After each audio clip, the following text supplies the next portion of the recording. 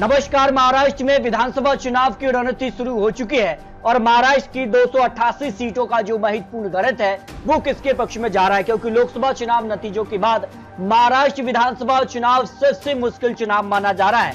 और ऐसे में महाराष्ट्र को लेकर अपने अपने जीत के दावे किए जा रहे हैं, तो कहीं इस्तीफे की पेशकश भी की जा रही, तो कहीं सरकार बनाने को लेकर भी हलचल तेज हो चुकी है। तो महाराष्ट्र में क्या कुछ आंकड़ा बनेगा, क्योंकि महाराष्ट्र के लोकसभा चुनाव के नतीजों ने सभी को चौंका दिया है। तो विधानसभा चुनाव के क्या नतीजे हो सकते हैं, इसको लेकर ओपिनियन पोल के आंकड़े भी सामने आ रहे हैं। लेकिन लोकसभा चुनाव के लिए 48 सीटों में से एनडीए केवल 17 सीटों पर सिमट गया और उसके बाद महाराष्ट्र में अटकलें लगाई जा रही हैं। क्या एनडीए गठबंधन टूटेगा या फिर जिसका से 3 दलों के साथ ये गठबंधन बना है। लेकिन महाराष्ट्र में एनडीए की टूट के कई कारण सामने आ रहे हैं। लेकिन माना जा रहा है कि महाराष्ट्र में एनडीए को लेकर जो अटकलें हैं उसमें बीजेपी अकेले चुनाव लड़ सकती है, लेकिन शिंदे गुट प्लस यहाँ पर बात की जाए तो अजित पवार साथ में है, लेकिन बड़े बड़े मंत्रालय न मिलने से नाराजगी दिखी है। तो महाराष्ट्र में विधानसभा चुनाव में क्या कुछ आंकड़ा हो सकता है। और उसी बीच यहाँ पर मोहन भागवत जी के बड़े बयान के बाद भी काफी हलचल देखने को मिली है, तो कई सवाल उठ रहे हैं। और ऐसे में जो इंडिया गठबंधन के बाद महाविकास अघाड़ी को लेकर भी हलचल रही है, क्योंकि महाविकास अघाड़ी में या कांग्रेस ने बाजी मारी और कांग्रेस ने 17 सीटों पर चुनाव लड़के 13 सीटों पर जीत हासिल करके महाविकास अघाड़ी में सबसे ज्यादा सीटें हासिल की हैं। वही बात की जाए उद्धव ठाकरे ने 21 सीटों पर चुनाव लड़ा, लेकिन 9 सीटों पर ही जीत मिली। और यहाँ पर बात की जाए तो यहाँ पर शरद पवार ने 10 सीटों पर चुनाव लड़ा और 8 सीटों पर जीत मिली। उसके बाद महाराष्ट्र में कहीं ना कहीं 288 सीटें विधानसभा की आती हैं, तो सीट शेयरिंग यहाँ भी महत्वपूर्ण हो जाता है। क्या कांग्रेस सबसे ज्यादा सीटों पर चुनाव लड़ेगी, क्या उद्धव ठाकरे मान जाएंगे, तो ये कई सवाल यहाँ पर सामने आ रहे हैं। लेकिन अगर आज चुनाव होते हैं विधानसभा के तो कौन जीत सकता है, इसको लेकर महत्वपूर्ण आंकड़े सामने आ रहे हैं। इसको लेकर सभी 288 सीटों के आंकड़े आपको दिखाएंगे।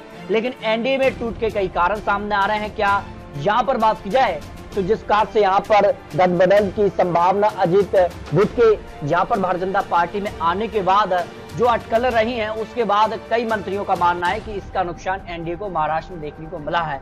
इसके अलावा बात की जाए तो अंदरूनी नाराजगी के कारण भी बड़े चेहरे यहाँ पर चुनाव हारे हैं, और जिस कार से कार्यकर्ता हो या फिर जो शिंदे और अजित पवार के आने से बीजेपी में भी नाराजगी दिखी थी, उसका नुकसान महाराष्ट्र में देखने को मिला है।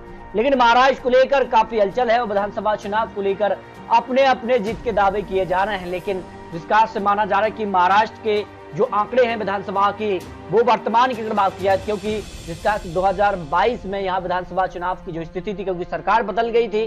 पहले यहाँ पर महाविकास अघाड़ी की सरकार थी, बाद में भारतीय जनता पार्टी प्लस शिंदे गुट और बाद में अजित पवार की एंट्री हुई है। तो सरकार के पास 203 विधायक हैं, विपक्ष के पास केवल 71 हैं। और लेकिन माना जा रहा है कि इस बार विपक्ष मजबूत स्थिति में दिखाई दे रहा है महाराष्ट्र के अंदर, वो काफी महत्वपूर्ण है। महाराष्ट्र के अलावा अगर बात की जाए तो इसी साल जम्मू कश्मीर विधानसभा चुनाव की भी तैयारी हो रही है।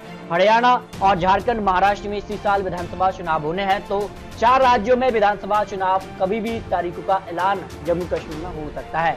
लेकिन महाराष्ट्र में असली चाणक्य नेता कौन है? क्या देवेंद्र फडणवीस ही महाराष्ट्र के असली मुख्यमंत्री बीजेपी की तरफ से बनेंगे, या उद्धव ठाकरे यहाँ पर अपने दम पर बहुमत यानी महाविकास अघाड़ी को बहुमत मिलेगा?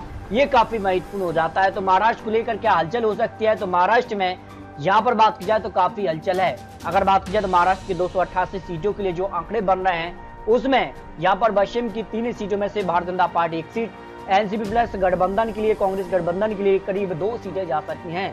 गढ़चिरौली की 3 सीटों में भी भारतीय जनता पार्टी को 1 सीट, जबकि एनसीपी और कांग्रेस प्लस शिवसेना के पक्ष में 2 सीटों पर जीत का संभावना यहाँ पर दिखाई दे रही है। भंडारा की 3 सीटों में भारतीय जनता पार्टी को 1 सीट यहाँ पर कांग्रेस और 1 सीट यहाँ पर शरद पवार के पक्ष में जा सकती है। लेकिन यहाँ गठबंधन का स्वरूप क्या होगा वो महत्वपूर्ण होता है। लेकिन महाराष्ट्र में क्या आंकड़ा बनेगा? क्या इंडिया गठबंधन साथ मिलकर चुनाव लड़ेगा, या जो महाविकास अघाड़ी है ये भी साथ मिलकर चुनाव लड़ते हैं? तो उसके बाद काफी हलचल होगी। वार्ता भी काफी महत्वपूर्ण है। यहाँ पर भी कांटे की टक्कर एनडीए और इंडिया गठबंधन में देखने को मिल सकती है। 2-2 सीट की कड़ी टक्कर दिखाई दे रही है। यहाँ पर बात की जाए सिंधुदुर्ग की 3 सीटों में भी भारतीय जनता पार्टी का पलड़ा 2 सीट पर, तो 1 सीट पर इंडिया गठबंधन का पलड़ा भारी हो सकता है। हिंगोली की 3 सीटों में भी भारतीय जनता पार्टी का 2 सीट और 1 सीट यहाँ पर गठबंधन के पक्ष में जा सकती है। इसके अलावा बात की जाए तो कई और महत्वपूर्ण यहाँ पर जिले हैं जहां कांटे की टक्कर इस बार देखने को मिलेगी। धुले की 5 सीट में भी यहाँ पर एनडीए के पक्ष में 3 सीटें, 2 सीटें इंडिया गठबंधन यानी महाविकास आघाड़ी के पक्ष में जा सकती हैं। अकोला की 5 सीटों में भारतीय जनता पार्टी 3 सीटें, जबकि 2 सीटों पर यहाँ पर भी महाविकास आघाड़ी के पक्ष में सीटें जा सकते हैं। उस्मानाबाद की 4 सीटों में 1 सीट पर भारतीय जनता पार्टी, जबकि 3 सीटों पर महाविकास आघाड़ी का पलड़ा यहाँ पर भारी हो सकता है। लातूर की 6 सीटों में भारतीय जनता पार्टी का पलड़ा 4 सीट, 2 सीटों पर महाविकास आघाड़ी का पलड़ा यहाँ पर भारी नजर आ रहा है। जलाना की 5 सीटों में भी बात की जाए तो भारतीय जनता पार्टी का पलड़ा 2 सीटों पर और 3 सीटें यहाँ महाविकास आघाड़ी के पक्ष में जा सकती हैं। रत्नागिरी की 5 सीटों में से भारतीय जनता पार्टी का 3 से 4 सीटों पर पलड़ा भारी है, जबकि 2 से 3 सीटों पर यहाँ पर महाविकास आघाड़ी भी यहाँ पर कड़ी टक्कर देती नजर आ रही है। बीड़ की 6 सीटों में भारतीय जनता पार्टी 3 सीट पर महाविकास आघाड़ी के बीच कड़ी टक्कर यहाँ पर देखने को मिल सकती है। पालगढ़ की 6 सीटों में भारतीय जनता पार्टी को 1 से 2 सीटें मिल सकती हैं, जबकि 3 से 4 सीटों पर महाविकास आघाड़ी कड़ी टक्कर देता नजर आ रहा है। चांदपुर की 6 सीटों में भारतीय जनता पार्टी को 4 सीटें मिल सकती हैं, जबकि 1 से 2 सीटों पर महाविकास आघाड़ी यहाँ पर कड़ी टक्कर देता नजर आ रहा है। यहाँ पर बात की जाए तो यवतमाल की 7 सीटों में भारतीय जनता पार्टी को 4 सीटें मिल सकती हैं, 3 सीटों पर महाविकास आघाड़ी कड़ी टक्कर देता नजर आ रहा है। बुल्ढाना की 7 में से 5 पर भारतीय जनता पार्टी, जबकि 1 से 2 सीटों पर महाविकास आघाड़ी का पलड़ा भारी हो सकता है। रायगढ़ की 7 में से भारतीय जनता पार्टी को 2 से 3 सीट मिल सकती हैं, जबकि 3 से 4 सीटों पर महाविकास आघाड़ी कड़ी टक्कर देती नजर आ रही है, जो आंकड़े यहाँ पर बनते नजर आ रहा है। वहीं सतारा में भी भारतीय जनता पार्टी का पलड़ा भारी हो सकता है। यहाँ पर 4 से 5 सीट मिल सकती हैं, 4 से 5 सीट पर ही महाविकास आघाड़ी का पलड़ा यहाँ पर भारी नजर आ रहा है। अमरावती के 8 में से भारतीय जनता पार्टी 5 सीट पर 3 सीटों पर महाविकास आघाड़ी कड़ी टक्कर देता नजर आ रहा है। सांगली की 8 में से भारतीय जनता पार्टी को 4 से 5 सीट मिल सकती हैं, 3 से 4 सीट पर महाविकास आघाड़ी यहाँ पर भी कड़ी टक्कर देता नजर आ रहा है। औरंगाबाद की अगर बात किया तो भारतीय जनता पार्टी को यहाँ पर करीब 5 सीटें मिल सकती हैं, 3 से 4 सीट के करीब है यहाँ पर महाविकास आघाड़ी भी कड़ी टक्कर देता नजर आ रहा है। नांदेड़ की 9 सीटों में से भारतीय जनता पार्टी को करीब 5 सीटें, 3 सीटों पर यहाँ महाविकास आघाड़ी कड़ी टक्कर देता नजर आ रहा है। कोल्हापुर की 10 में से भारतीय जनता पार्टी को 5 सीटें, तो 5 सीटों पर महाविकास आघाड़ी के बीच कड़ी टक्कर हो सकती है। इसके अलावा कई और ऐसे यहाँ पर जिले हैं जहाँ कड़ी टक्कर देखने को मिलेगी, जहाँ पर किसका पलड़ा भारी है। सोलापुर की भी अगर बात की जाए तो यहाँ पर 11 सीटें हैं, तो यहाँ पर भी कड़ी टक्कर दिखाई दे रही है। मुंबई शहर भी महत्वपूर्ण है, जहाँ उद्धव ठाकरे ने लोकसभा चुनाव में यहाँ पर जिस कार का परफॉर्मेंस किया, उसके बाद आंकड़े अब बदलते नजर आएंगे।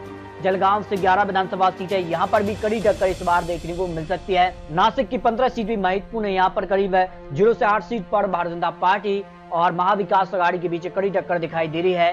अहमदनगर की 12 सीटें भी महत्वपूर्ण हो जाती हैं, जहाँ 7 से करीब सीट पर भारतीय जनता पार्टी, जबकि 5 सीटों पर महाविकास आघाड़ी का पलड़ा भारी हो सकता है ना। तो महाराष्ट्र को लेकर जो आंकड़े निकलकर सामने आ रहे हैं, बड़ी एजेंसियों के चुनावी विश्लेषण ओपिनियन पोल के आंकड़े हैं।